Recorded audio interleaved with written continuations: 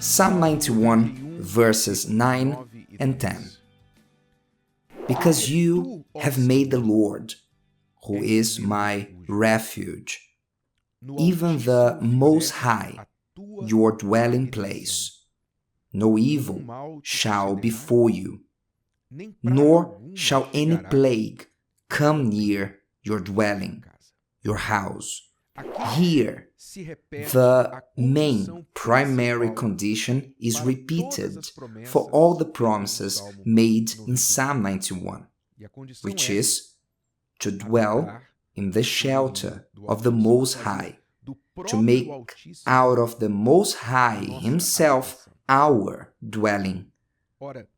Well, who understands that you must be at home with God, to make God your dwelling, to be at home with Him, to make choices through Him, guided by Him, like someone who lives with a person.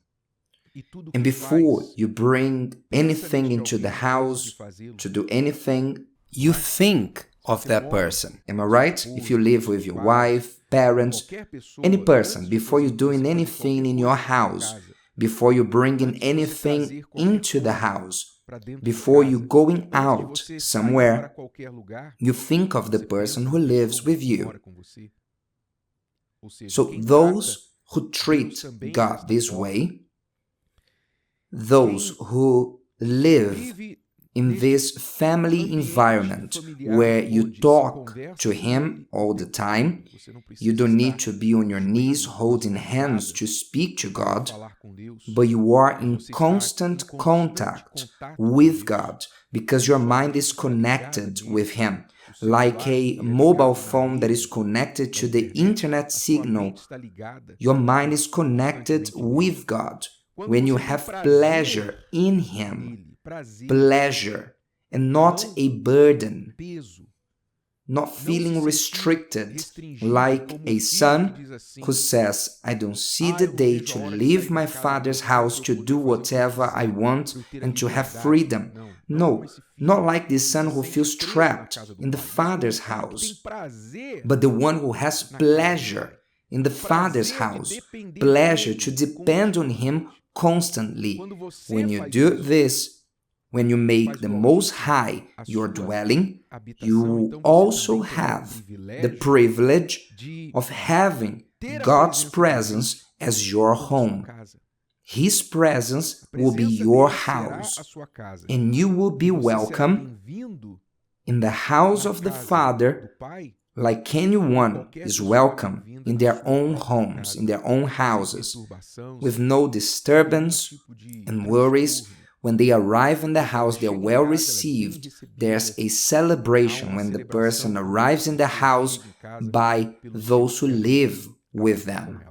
When this happens, as the verse says, may the Lord, who is my refuge, even the Most High, your dwelling place, no evil shall befall you, nor shall any plague come near your dwelling.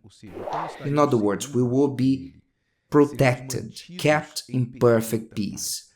Now, you need to understand that this part that says, no evil shall befall you, it does not mean that you won't experience bad things in life, that your life will only be about good things.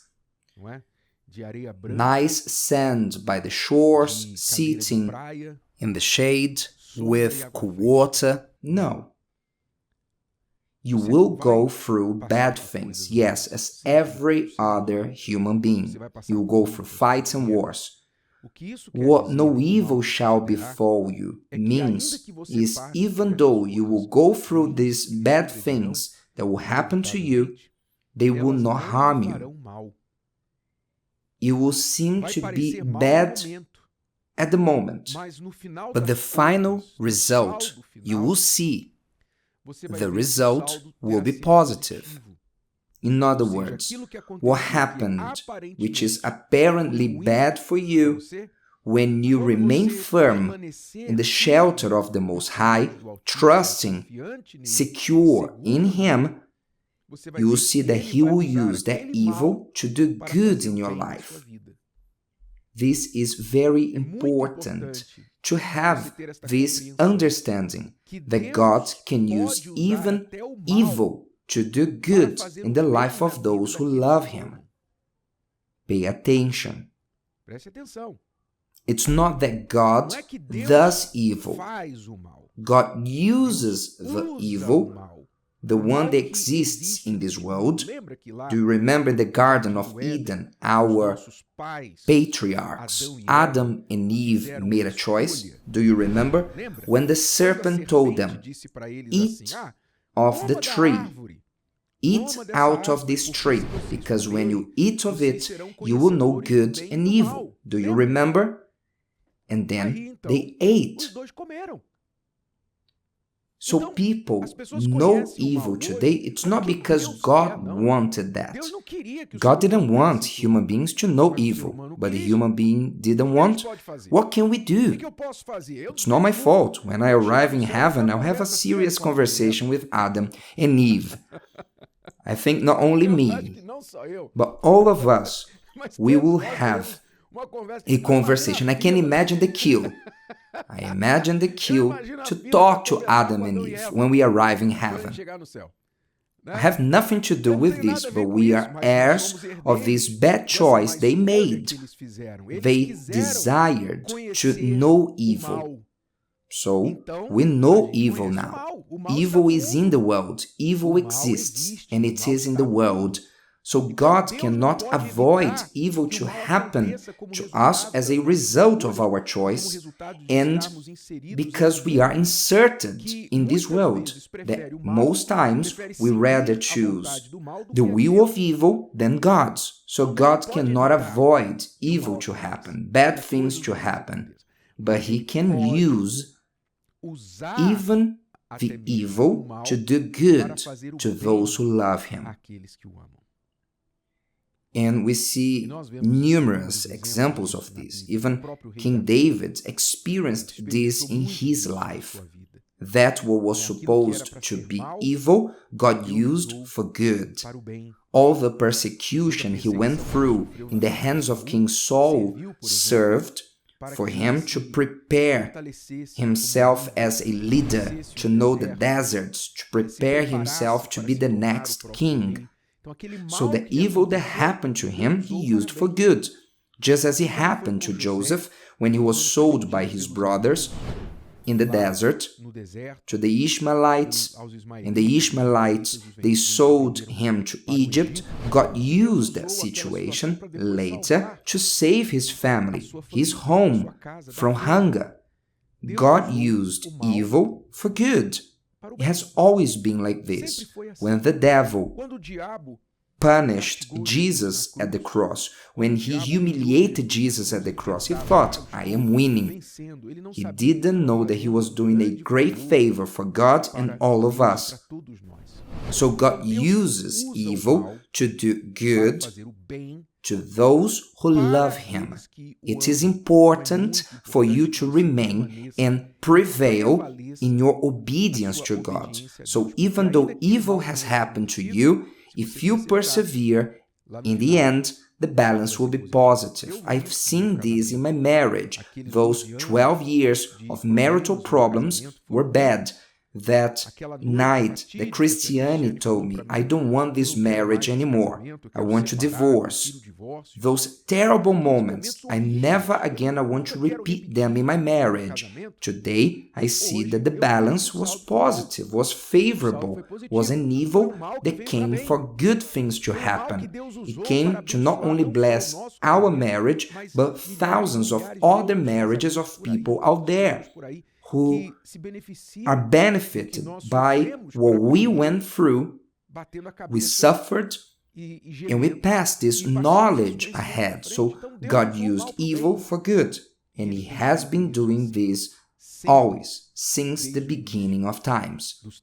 So no evil shall befall you, nor any plague come near your dwelling. In other words, the families of those who live in the shelter of the Most High also enjoy this promise. The family of those who live in the shelter of the Most High has the guarantee that evil will not befall them. Again, it does not mean that they won't suffer. Many who does not want to live in the shelter of the Most High, they are unbelievers and do the opposite of what they should be doing. It does not mean that they will not suffer, and that we will not suffer by seeing them suffering. You have parents, siblings who do not dwell in the shelter of the Most High with you.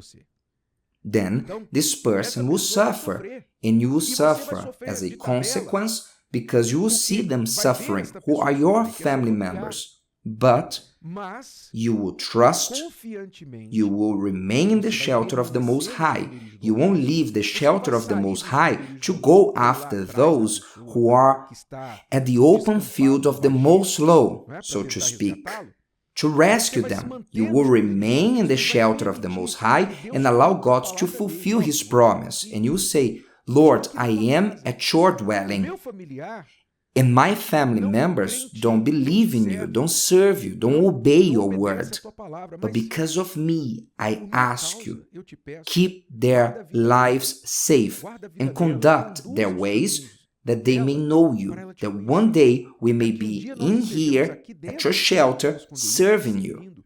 This is the faith of those who dwell in the shelter of the Most High, that your family will also be protected, waiting for the day that the promise will be fulfilled, that they will come to this shelter. Keep this with you, and that your effort is not to be looking at those out there, crying for your family members. Instead of crying for your family members, make your best effort for you to live constantly in the shelter of the Most High, because the rest is no longer your responsibility.